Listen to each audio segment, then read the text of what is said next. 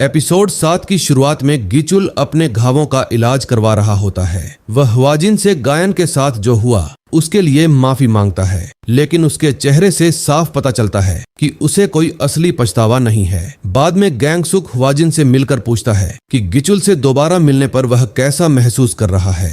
ईआरपीबी meeting में mister ली मदद मांगने आता है। उसका बेटा जेयुन ऑनलाइन गैम्बलिंग ऐप के चक्कर में 85 मिलियन वॉन के कर्ज में डूब गया। फोन तोड़ने के बाद भी दोस्त यंगबिन से फोन लेकर फिर जुआ खेला और कर्ज बढ़ने पर गायब हो गया। ग्वांडे जांच के लिए नाकवान हाई स्कूल अंडरकवर जाता है। यंगबिन से मिलकर पता चलता है कई छात्र इस जुए के जाल में फंसे हैं। गैंगसुक सरकारी एजेंसियों की मदद से कार्रवाई का फैसला करता है। हवाजिन ग्वांडे को खुद गेम खेलने को कहता है ताकि ग्रुप में घुस सके। शुरुआत में ग्वांडे जीतता है, फिर बड़ी रकम हार जाता है। यंगबिन जो सूदखोरों के लिए काम करता है उधार की पेशकश करता है, पर पहले से ब्याज काट लेता है। ग्वांडे हवाजिन हानरिम को समझाता है कि 1 मिलियन वॉन का कर्ज चक्रवृद्धि ब्याज से 45 मिलियन तक पहुंच सकता है। सूदखोरों का फोन हानरिम के पास आता है। वह कहती है जो करना है कर लो। अगले दिन ग्वांडे इंतजार करता है। हानरिम स्नैक्स के लिए कार से निकल जाती है। उसी दौरान सूदखोर ग्वांडे और कई कर्जदार छात्रों को उठा लेते हैं, फोन छीन लेते हैं। ग्वांडे अपना फोन गाड़ी से बाहर फेंक देता है। छात्रों को चोरी और लूट के लिए मजबूर किया जाता है। हवाजिन हानरिम सीसीटीवी देखते हैं। गैंगसुक गाड़ी की पहचान कर लेता है। रात में ग्वांडे को ठिकाने पर ले जाया जाता है, जहां जेयुन समेत कई छात्र गैंग के लिए काम कर रहे होते हैं। ग्वांडे मैसेज भेजने की कोशिश करता है। जेयुन रोकता है। गैंग देख लेते हैं और जेयुन को पीटते हैं। ग्वांडे सर्वर रिपेयर करने का ऑफर देकर बॉस तक पहुंचता है और प्रॉक्सी सर्वर बनाने का काम मिलता है। जेयुन मारपीट और थकान से बेहोश हो जाता है। हानरिम यंगबिन को लेकर मुख्यालय पहुंचती है। वेबसाइट चेक करते हुए उसे मोर्स कोड मैसेज मिलते हैं। समझ जाती है ये ग्वांडे ने भेजे हैं। लोकेशन मिलते ही हवाजिन हानरिम छापा मारते हैं। दोनों पूर्व सैनिक होने से गैंग को काबू करना आसान होता है। ग्वांडे सुरक्षित मिलता है। हानरिम छात्रों के साथ रुकती है। हवाजिन बॉस के पीछे जाता है, पकड़कर बुरी तरह पीटता है क्योंकि उसने जुए की लत से न जाने कितने परिवार बर्बाद किए। पुलिस सबको गिरफ्तार कर लेती है। जेयुन को अस्पताल भेजा जाता है। हानरिम ग्वांडे से माफी मांगती है, आगे ज्यादा ध्यान रखने का वादा करती है। जेयुन के पिता गैंगसुक का धन्यवाद करते हैं। हवाजिन बताता है यंगबिन भी अपराधियों के साथ मिला था। दोनों को समझाता है कि जुए ने उनके माता पिता को भी दर्द दिया। मेहनत करके पैसा वापस लौटाएं और बर्तन साफ करने का काम देता है। हानरिम को लगता है ग्वांडे अभी पूरी तरह जुए की आदत से बाहर नहीं निकला। उसे काउंसलिंग के लिए ले जाती है। गैंगसुक की मुलाकात राजनीतिक विरोधी वांग गीताए से होती है। गीताए की लोकप्रियता गिर रही है। वह आरोप लगाता है गैंगसुक बेटी की मौत का राजनीतिक फायदा उठा रहा है। गैंगसुक जवाब देता है कि गीताए को अपनी पार्टी की चिंता करनी चाहिए क्योंकि चुनाव से पहले उसकी कुर्सी पर ही सवाल उठ रहे हैं। गीताए हैरान होकर गिचुल से मिलने जाता है। मकसद साफ है, गायन की मौत को गैंगसुक के खिलाफ इस्तेमाल करना। एपिसोड का अंत इसी सीन पर होता है जहां दोनों इस पर चर्चा करते हैं। दोस्तों, यहाँ से कहानी और भी ज्यादा सस्पेंसफुल होने वाली है। अगर अब तक मजा आ रहा है तो वीडियो को लाइक कर दीजिए और चैनल सब्सक्राइब कर लें। चलिए बढ़ते हैं एपिसोड 8 की तरफ। एपिसोड 8 में खबर आती है कि ईआरपीबी पूरे देश के स्कूलों में छात्रों के ब्लड यूरिन टेस्ट करवा रही है ताकि ड्रग्स का पता चले। ग्वांडे टीम को सोंग यून हाई स्कूल के बारे में बताता है, टॉप प्रेप स्कूल जहां से कई छात्र एसएनयू मेडिकल कॉलेज जाते हैं, पर माता पिता जरूरत से ज्यादा दबाव डालते हैं। गैंगसुक जांच का काम सौंपता है। क्वालिफायर एग्जाम के दौरान जंग ह्यूकमिन की नाक से खून निकलने लगता है। मेडिकल रूम में उसकी मां उसे गोली देकर परीक्षा पूरी करने को कहती है। बाद में ईआरपीबी सभी से ड्रग टेस्ट के लिए रुकने को कहती है। मां नाराज होकर अन्य पेरेंट्स को फोन करती है, पर हवाजिन साफ कह देता है कोई बिना टेस्ट छोड़ नहीं सकता। जेल में गीताए गिचुल से मिलता है। दोनों गैंगसुक को गिराने के लिए साथ काम करने की बात करते हैं। हवाजिन हानरिम ग्वांडे छात्रों को अस्पताल लेकर सैंपल लेते हैं। ह्यूकमिन को सिर्फ बी ग्रेड मिलने पर मां नाराज होकर उसे ही दोष देती है। फ्लैशबैक, मां ने कंसल्टेंट से सुना बेटा पीछे है। गैंगम शिफ्ट हुए, कई ट्यूटर रखे, खाना सोना भी कंट्रोल किया। एम्बिशियस पेरेंट्स ग्रुप ज्वाइन किया, फिर भी नंबर नहीं बढ़े। एक मां ने ध्यान बढ़ाने वाली गोलियों के बारे में बताया। गोलियों से नंबर सुधरे तो मां और तेज दवाइयां मांगने लगी। इंटरनेट से गैर कानूनी दवाएं खरीदने लगी। बेटा अंदर से टूट रहा था, माँ को दिख नहीं रहा था। वर्तमान में हवाजिन बताता है ये ADHD की दवाएं हैं, बिना अनुमति लेना देना गैर कानूनी है, नारकोटिक्स एक्ट का उल्लंघन। डॉक्टर बताता है ह्यूकमिन की रिपोर्ट खराब है। घर पर माँ अकेला रखकर CSAT तैयारी का दबाव डालती है। परेशान ह्यूकमिन और गोलियां मांगने लगता है। हानरिम पहुंचकर रोक देती है। ख्वाजिन माँ पर गैर कानूनी दवाएं देने का आरोप लगाता है। माँ सफाई देती है उसे खतरे नहीं पता थे, पर ख्वाजिन कहता है उसने हर चेतावनी नजरअंदाज की। ERPB माँ को घर में नजरबंद करती है। ह्यूकमिन को अस्पताल भर्ती कराया जाता है। ख्वाजिन माँ को वही सख्त रूटीन फॉलो करवाता है जो वह बेटे पर थोपती थी। सोना खाना सब कंट्रोल करता है ताकि वह समझ सके बेटा क्या झेल रहा था। अस्पताल में नशे की लत छूटने से ह्यूकमिन की हालत खराब है। ग्वांडे हौसला बढ़ाता है।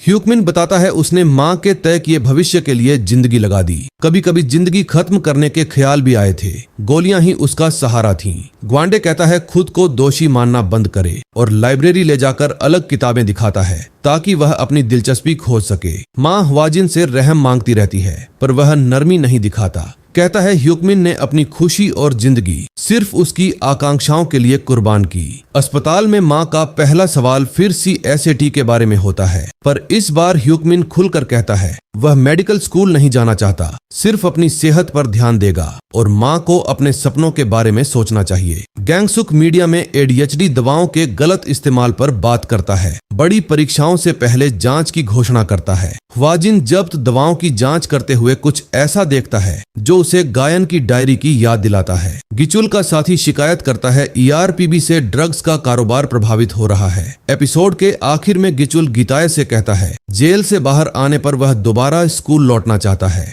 एपिसोड 9 शिनवान हाई स्कूल के बाहर बड़े विरोध प्रदर्शन से शुरू होता है।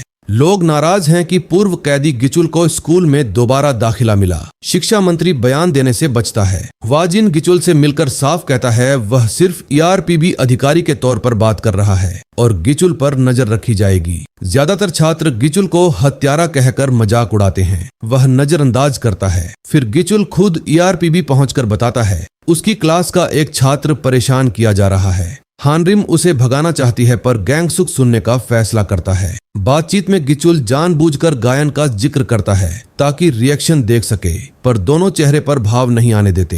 हानरिम हवाजिन को गिचुल की नियत पर भरोसा नहीं होता। छात्र का नाम सूनू है। वह बार बार कहता है कोई परेशान नहीं कर रहा।